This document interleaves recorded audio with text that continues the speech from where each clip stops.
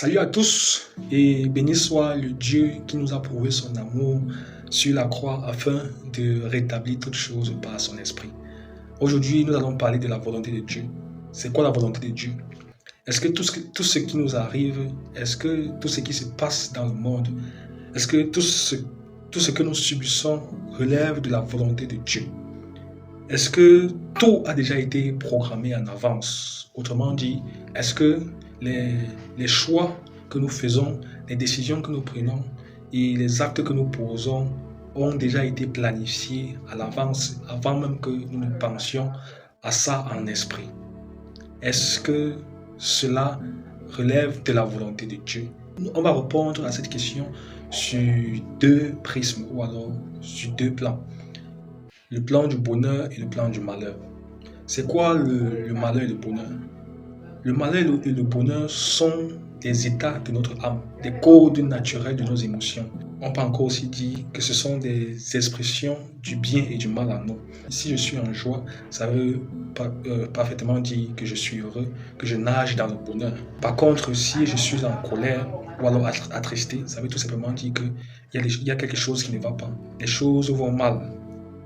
Ou alors un malheur m'est arrivé. Regardons un peu le prisme du bonheur.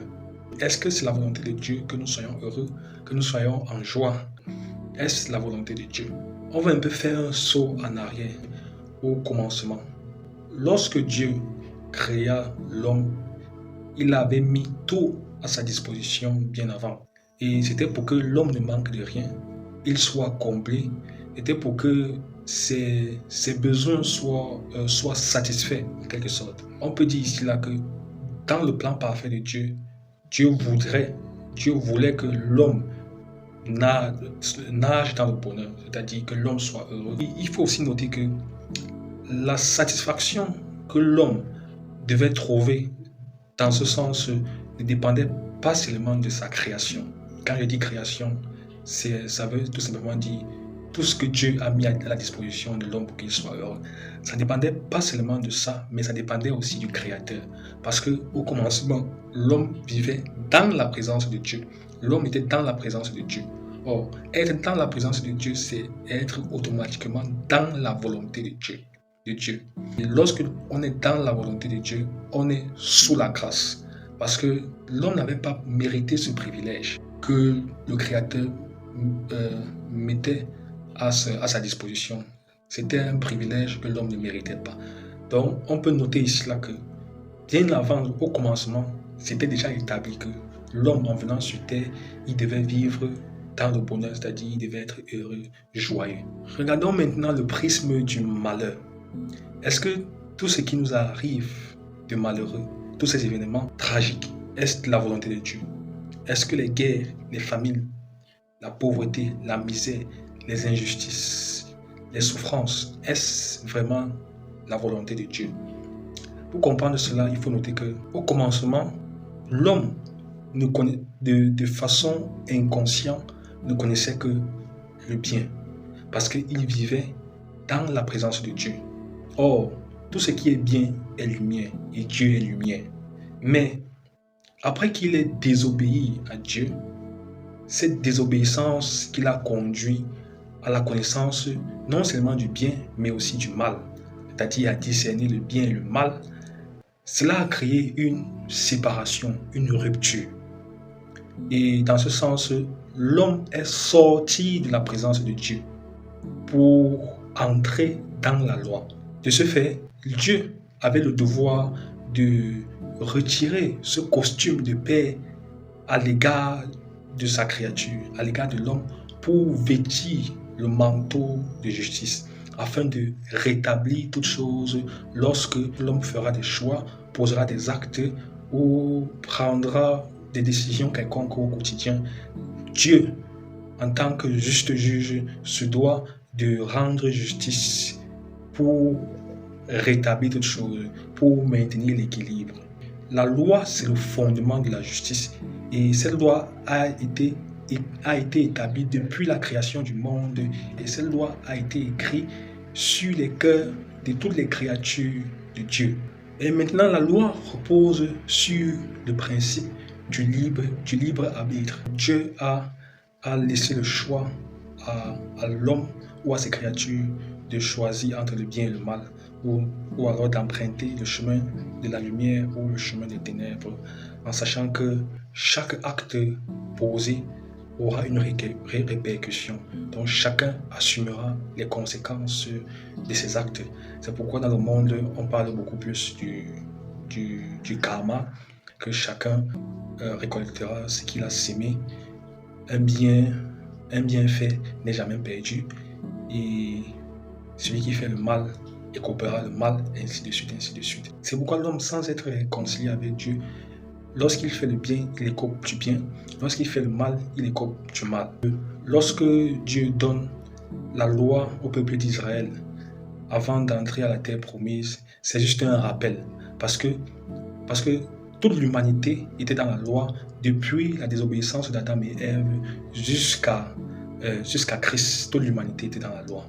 Donc cette loi que Dieu donne au peuple d'Israël, une façon de mettre sur leur route la bénédiction et la malédiction, c'était juste un rappel de Dieu pour nous montrer que nous étions sous la loi. Lorsque le peuple d'Israël penchait son cœur vers le mal, ou alors faisait ce qui n'était pas bien, Dieu les abandonnait à leur propre sort en les livrant aux peuples étrangers qui les réduisaient en esclaves. Là, ce n'était pas la volonté de Dieu, mais il était judicieux pour Dieu de laisser faire, parce que Israël péchait contre lui. Tout ce qui nous arrive de malheureux n'est pas la volonté de Dieu, c'est juste justice de Dieu. Autrement dit, Dieu trouve judicieux de laisser que le malheur nous arrive. Qu'en est-il des enfants? Qu'en est-il des innocents? Est-ce que c'est judicieux de laisser les enfants souffrir, ou bien des innocents subir des mauvais sorts? Il faut noter ici là que nul n'est innocent devant Dieu, nul n'est saint devant Dieu. Comme David dit, l'homme a été conçu dans l'iniquité et il a été enfanté dans le péché. Et Dieu dit dans sa parole qu'il est l'Éternel notre Dieu qui punit l'iniquité des pères sur les fils de la première jusqu'à la troisième génération, et il bénit les actes de justice des pères sur les enfants de la première jusqu'à la millième génération. Tout simplement pour nous rappeler qu'il est le Dieu juste, le Dieu qui rétablit toutes choses, qui rétablit la justice. Donc, lorsque toutes ces souffrances et malheurs arrivent aux enfants, ou alors aux innocents, aux yeux des hommes, ce n'est pas la volonté de Dieu, mais c'est juste une justice de Dieu lorsque ces personnes-là ont hérité de la malédiction de leurs parents, juste pour montrer que les actes que nous posons, les choix que nous faisons de faire subir des choses aux innocents ou aux enfants ne sont pas programmés depuis le commencement. Dieu laisse faire pour nous montrer cela, et que tôt ou tard, nous assumerons les conséquences de nos actes. Donc les malheurs n'entrent pas dans les plans de Dieu, c'est-à-dire dans la volonté de Dieu, mais c'est juste les conséquences de nos choix, de nos actes, de nos décisions qui se transmettent de génération en génération. Raison pour laquelle Christ est venu, non pas pour faire sa volonté, mais pour faire la volonté de celui qui l'a envoyé, dans le but de restaurer toutes choses, c'est-à-dire de se réconcilier avec la création tout entière, afin que ce qui était dès le départ, donc ce qui était dès le départ où l'homme devait vivre heureux, devait vivre joyeux, soit rétabli par le sang de Jésus-Christ qui a coulé sur la croix. Et cet acte, cette réconciliation nous a ramenés au commencement où l'homme vivait dans la présence de Dieu. Et dans la présence de Dieu, veut tout simplement dire être sous la grâce. Être sous la grâce veut dire être dans la volonté de Dieu. Donc en tout temps, en tout lieu, connaître la volonté de Dieu et l'obéir.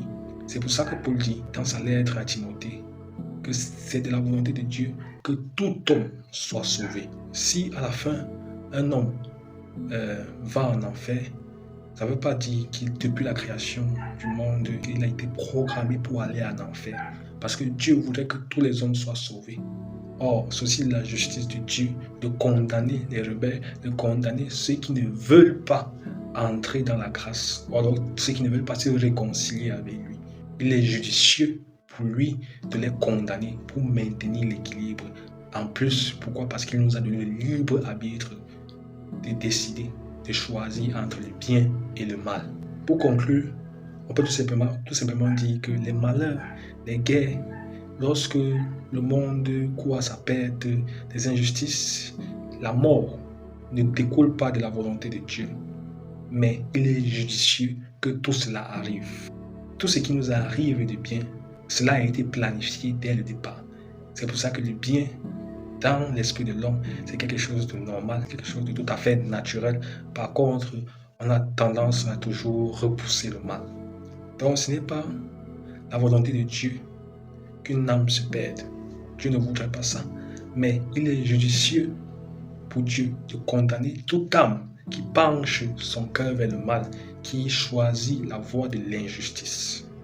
Et c'est de la volonté de Dieu que toute âme entre dans sa présence sous la grâce pour vivre heureux. C'est pour ça que la parole dit qu'à la fin des temps, après le jugement, il n'y aura plus de pleurs, ni de douleur, ni de tristesse. Car nous serons dans la présence de Dieu et nous serons couverts de la gloire de Dieu. Le chemin de la justice est de confesser Christ en tant que Seigneur et Sauveur pour entrer dans la grâce de Dieu. Car tous sont péchés et tous sont privés de la gloire de Dieu. Soyez bénis dans la paix du Christ.